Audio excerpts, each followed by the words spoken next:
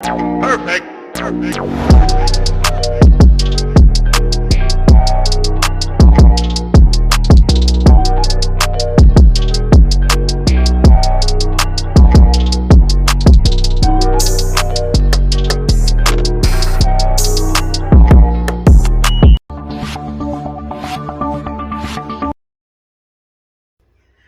Hello, YouTubers, and welcome back to Queendom Alley TV. Thank you so much for tuning in.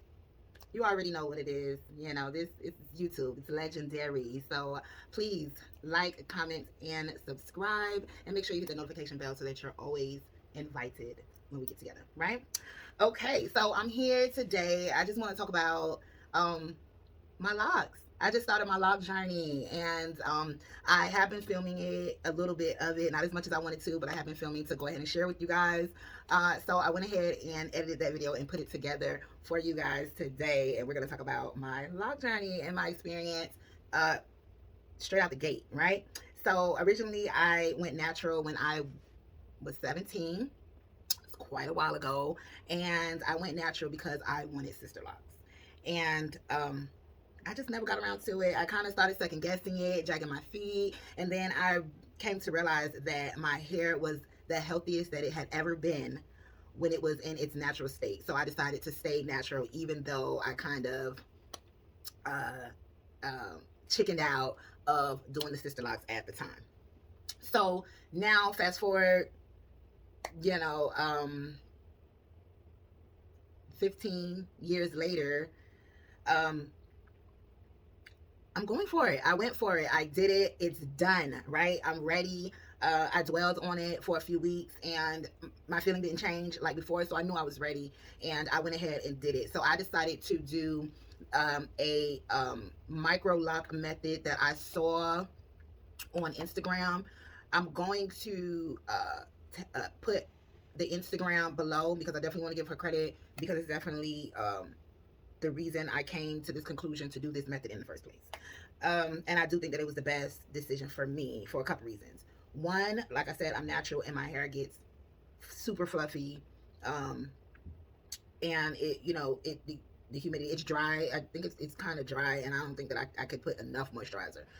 It's a process. I have 4C hair. Now combination is 4C everywhere.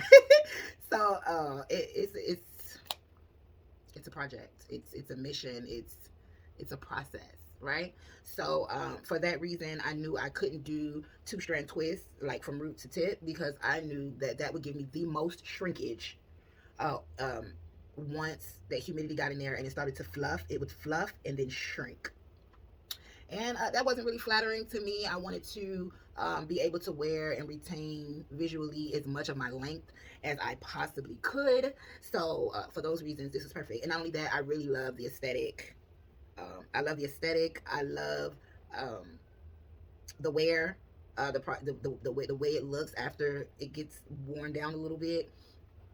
So everybody knows, I think we're all aware of what we call the ugly stages when locking, and that's when you're in between being freshly done and being completely locked. There's like this strange stage in the middle where it's not really as best looking as it could be. When it first got done, it looked like a style, like you intended for the style to look this way. This is the style, and then it gets kind of old and ragged, and then it's like, and you get your retwists, and maintenance. You get your maintenance, and um, it's still like just this weird area where it's like, I'm not sure what's happening in her hair, and then you reach the glory stage, which is the fully locked stage. So for me, I felt like the ugly stage, or that awkward stage in the middle, I liked that look. It didn't look bad. It didn't look bad. It didn't look as rough as it could sometimes. That's the locking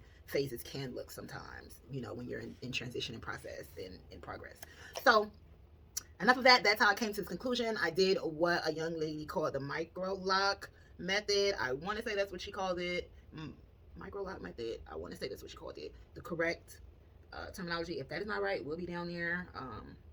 And a link to her page so you can see how wonderful her work is. And I kind of feel like this is going to be one of those videos where it's like what I wanted and what I got, because what I did was okay, but bear in mind that I did it myself, and of course in the bag I couldn't see to get my grid completely accurate. But as you will see in the video, a little bit of the process um, as it progressed, and it did take a long time. It took a few weeks, but I also was very busy. You guys, I have a memory of a goldfish, so bear with me, please. If I say that I'm going to do something, or that I'm going to record something or share something, or you guys ask me to record something or share something, and I say I'm going to do it, and it's taken a while to happen, please just remind me, because it's serious. Like, I'm not just saying my memory is not that great. It's a thing. Like, it really is a thing, and it's from PTSD. You know, we all have our stuff. That's one of mine. It's one of my things. So it's not personal. It's not me disregarding you guys or not caring or keeping up. It's just that I write down everything. Like, I have a million notebooks and journals that I can show you, and I write them down, and then I use the sticky tabs to remind me to look at the journal. Like, there's so many processes to me catering to my memory that it's insane. But we do what we have to do, right? But a lot of things tend to slip through the cracks with daily things, and then I have school, and that's a heavy course load right now. So, you know, I try to manage and do the best I can. But when it came to my hair, even I might say it took like 5 weeks, and that's probably because I didn't do it for a consistent. I didn't sit down and was like 5 hours straight, I'm working on it today. No, it was like I have an hour today. I did a couple rows. I have I'm sitting here waiting for the water to boil and cooking. I did a couple rows. It happened like that. And it's the winter time here, and it's the winter time here. We're in New York City, so I don't know where you're watching from, but I'm in New York City, and it's winter time here, which means you're not outside if you don't have to be. You're commuting, going from work, and then other than that, odds are most times you're in the house and you have an event, you go. But I'm outside a lot less in the winter time, so it was good for me because I was able to stay in the house. And not only that, when I did go outside, I wore a hat because it's cold, so we're wearing hats. Everybody's wearing a hat, so it was okay that it took, so then it wasn't the worst thing in the world that it took me so long to do, but it was tedious. It was tedious, but I love the way it came out.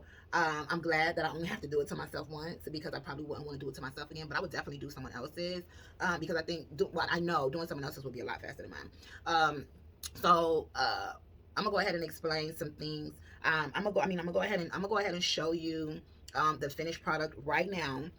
But bear with me, because I don't have a videographer that I can employ right now. So, but I'm gonna go ahead and show you guys what I have. Please forgive me, the light went off because I just hit my battery. Okay, here we go. Oh, it's dead, honey. She's dead. She's dead. Okay, she's dead. Okay, so you're not gonna be able to see it that well without the lights. Give me one moment, let me get some light. I actually feel like I have a shortage of that cord, which kind of sucks because that cord is to my ring light. Hopefully that's not the case, right? Okay, so here we go. Oh, also keep in mind that it's been, I've been sleeping on it untied for about a week. I have some little struggle spots where it's really small.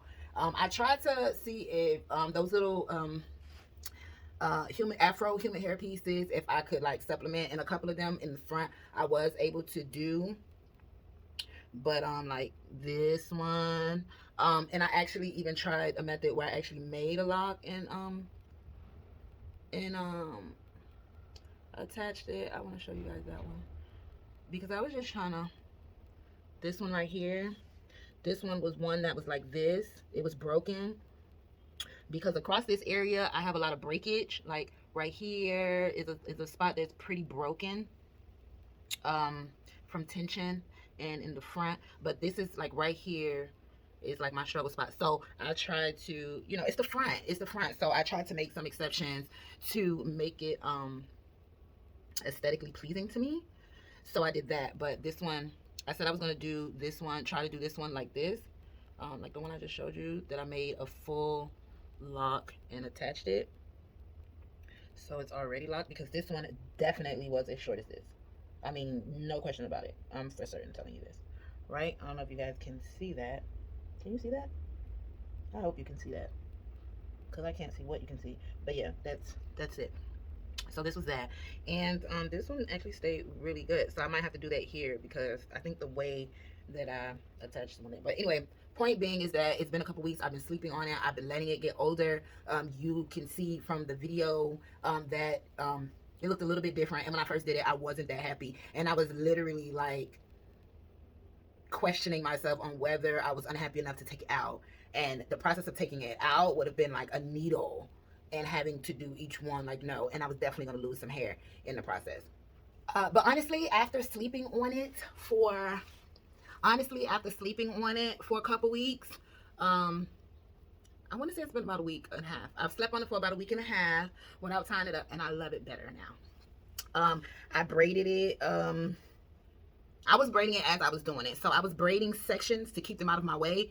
So it did crinkle a little bit. But this that you see, like the curls at the bottom, that happened from sleeping on it and from it being, you know, getting moisture from my showers. I do wear a bonnet in the shower, but it is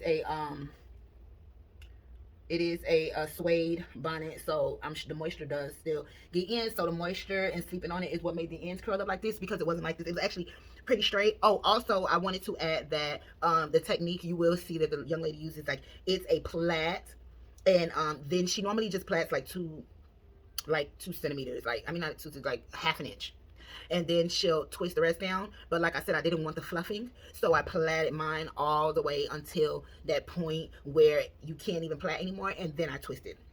So my twist probably starts like somewhere right here, like right here. My twist is right here, right? But after I slept on it for a while, you know, I love it. I love it now. I absolutely love it. I love it. I love it. I love it. I love it. I love it. I love it. I'm in love with it, and I'm never taking them loose, and I'm never taking them out. And this is it, guys. This is it. This is it. This is the beginning of our lockdown. Because we're locking it up, right? I'm happy. I'm excited. Can you tell? I'm also going to add a clip of my hair or my last length check before I actually put the locks in. So I don't want to make the video too long, so I'm just going to go ahead and show you what it looks like after. The front was the first part that I did, so you're going to notice some differences in wear. The front is what I did first. I did the front first, and that's only because I didn't want to get tired in the front, and I was like, if I get tired, I wanted to be in the back when no one can see. So the front I did first, so you will notice that the front is older.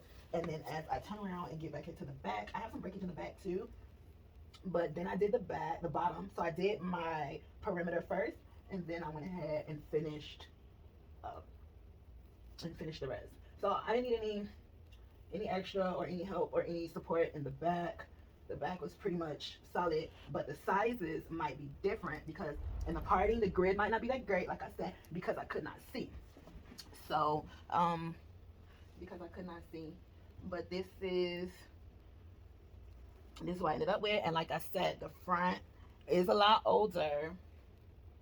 Than the rest of it. The back is really, really struggling.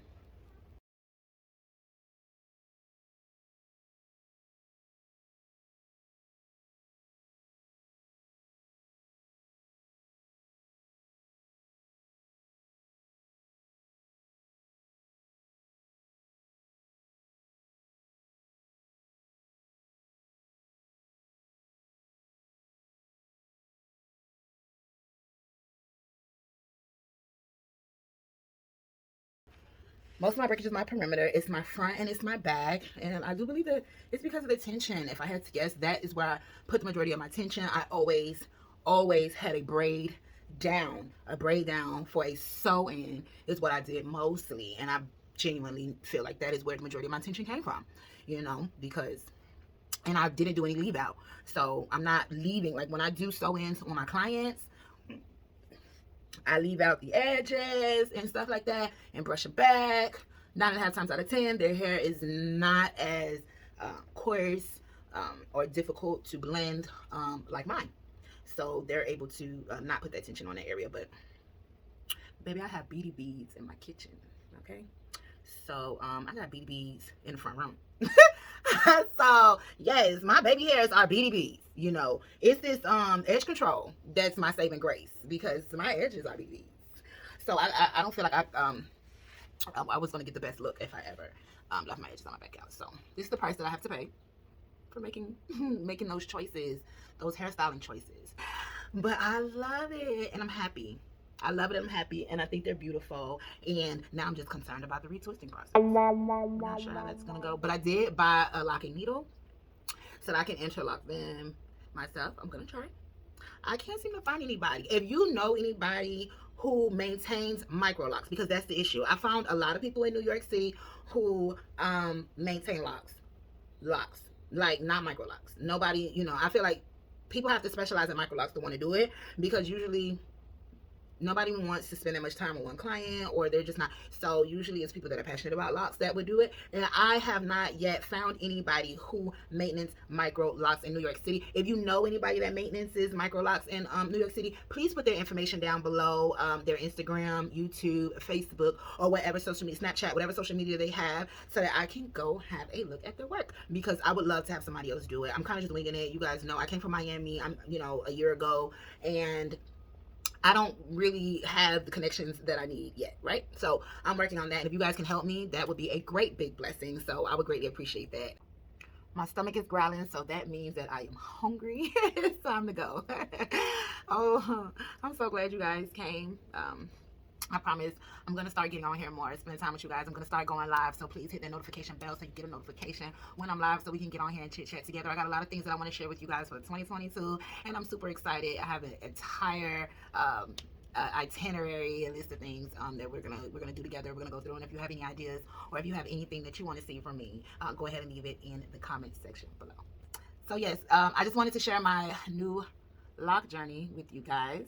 And if you have any questions, please leave them down below. If you have any tips or any ideas or any edge products that will also work to keep these BDBs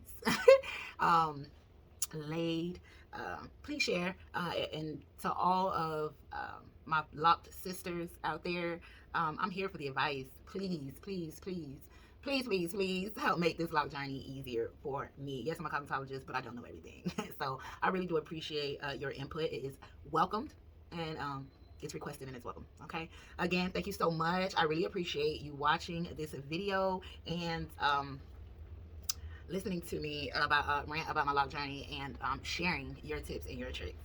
This is legendary YouTube. We like, we comment, we subscribe, and we share, and we hit the notification bell, so we're always invited to the get-togethers. Okay, this was Queendom TV. Until next time.